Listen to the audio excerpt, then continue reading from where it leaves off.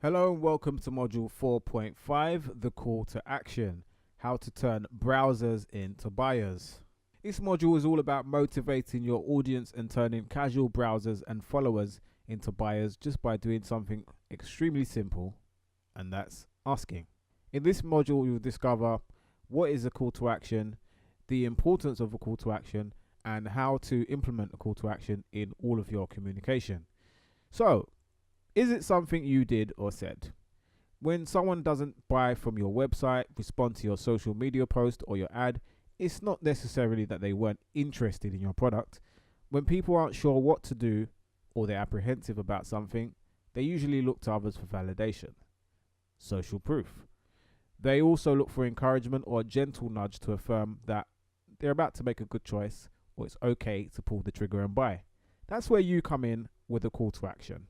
When it comes to selling or asking your customer to commit to some form of action, one of the main reasons you might not be getting the sales, the email subscribers, or the bookings you want in your business is simply because you're not asking for them. The solution to this is a call to action. A call to action, otherwise known as a CTA, is a direct instruction or line of text that prompts your website visitors, prospects, and customers to take action. As the name suggests, it's just a call to the reader or viewer to take one specific action. A strong call to action is one of the main drivers of successful conversions from browsers to buyers, making a huge difference to the amount of clicks, shares, comments, bookings, and sales you can get. From the customer's point of view, if they're sitting on the fence, undecided about what to do next, and there isn't a clear call to action, they'll probably stay on the fence and never decide to give you their details, call your business, or buy your products. No CTA, no urgency. A call to action removes any confusion or doubt as to what your prospects should do next. Without a call to action, your message lacks urgency, and so prospects won't make it a priority to take any action at all. By giving them a clear instruction, they have to make a decision to either follow through or do nothing. And by deciding to do nothing, that's a decision on its own. Here are some places you'll need to include a clear call to action. So you've got blog posts at the end, specifically at the end of a blog post, asking for a share or a comment.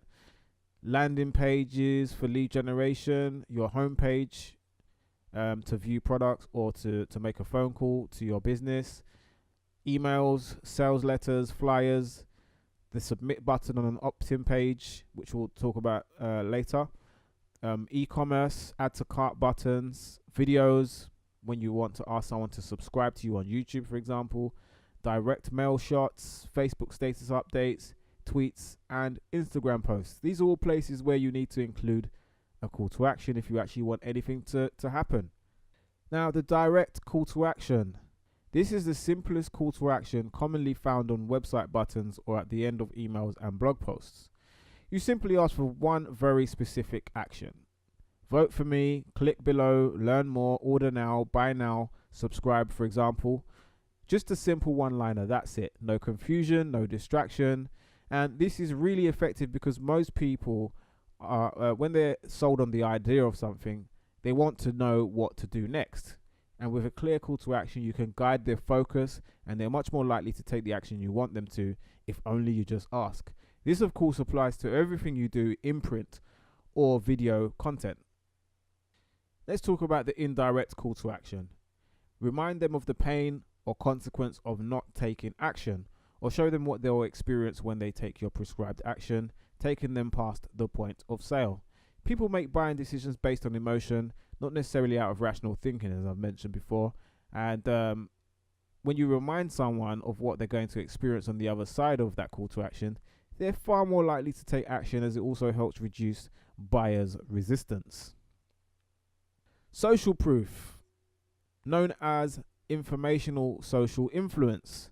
It's a psychological phenomenon where people assume the actions of others in an attempt to reflect correct behavior for a given situation. You can actually include social proof in a call to action.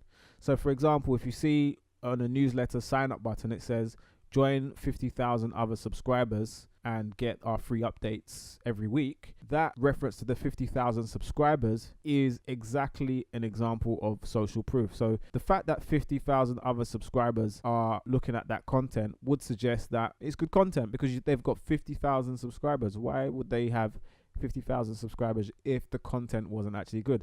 So that's an example of how you can include social proof in a call to action. Let's look at nudge nuggets.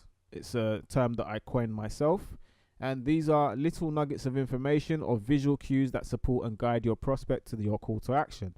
So I've shown you this before in a previous module, with, like, for example, arrows pointing towards a call to action button, and these are particularly important when it comes to moving people to action online. So these help to guide your prospects' focus and reassure them about any anxieties that they might have that's preventing them from taking action, or just to reaffirm that taking action will be a good investment of their time or money. So just to give you some more examples, if you look at this call to action here, the word free removes a lot of resistance and encourages action. So sign up to get thousands of free website templates. The call to action here says get started. You've got more reinforcement where it says it's free at the bottom of the call to action. And you've got also objection handling, which removes any doubt the customer might have, where it says no programming needed. So there you have lots of encouragement on page for the call to action.